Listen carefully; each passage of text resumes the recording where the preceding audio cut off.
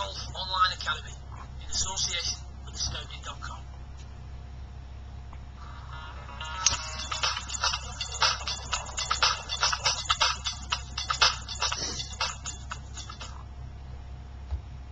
Hiya Bevan, really nice to meet up with you yesterday and do some work on your game. Obviously the main reason you came down for the lesson was to introduce some extra power into your game and try and gain a few lost yards. Looking at the pieces, obviously going over the recap, the pieces that we worked on and the changes that we suggested. First thing we need to do is, and this one's not too bad actually, if we take a little look at the ball position at setup, can sometimes get a little bit, that was a little bit too far forward, just outside the left shoulder.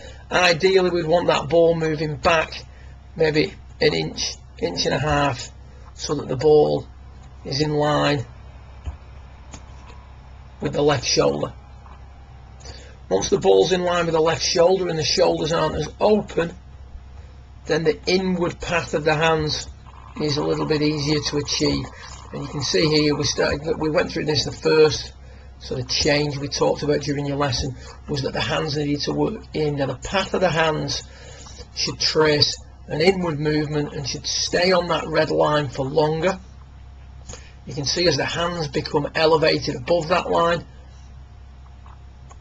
usually as a result of the golfer trying to swing back in a straight line or create width. Unfortunately that's not actually the case. A wider swing is achieved if the hands work in and back rather than just back in a straight line. So once a player does that, the left shoulder works a little bit too high, and you can see there that your inclination to the ground is compromised.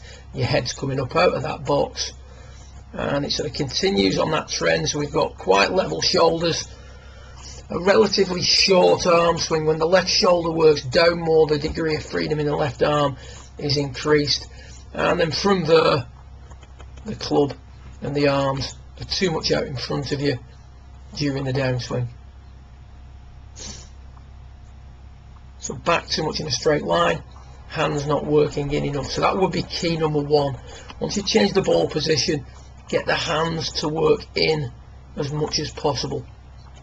Nice checkpoint for you. Halfway back, you would want to see the hands and the shaft, instead of being in line with the middle of your right bicep, you would want to see them more in line with the base of that right bicep. So you can afford to get the hands in a good 3 or 4 inches more during your takeaway.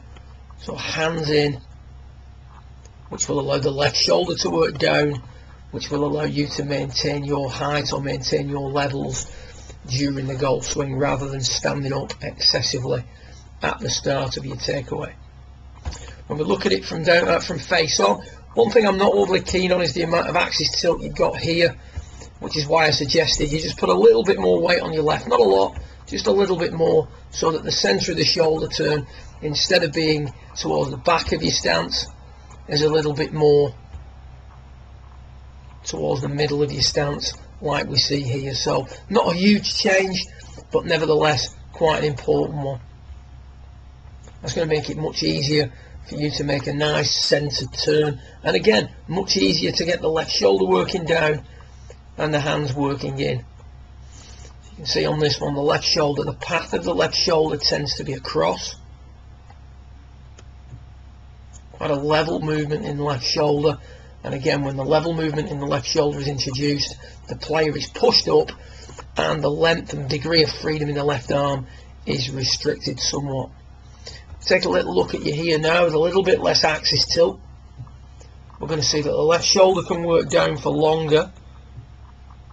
So you notice that the left shoulder now is more over the top of the centre of the stance rather than inside the right heel. And also what we've created is a side bend to the left. So if you look at the difference between these two top of the backswing positions, here with side bend to the left, which is an extension, here we're maintaining the forward bend a little bit too much. Again, typical of someone whose left shoulder has worked back in a more level manner. Once we get good at doing that, we can use that as a huge lever, and also we can propel the butt of the club further during the backswing. All those things are going to add up to increased distance and increased club head speed. Good luck with it, and look forward to hearing from you in regards to your progress and future sessions. Well done.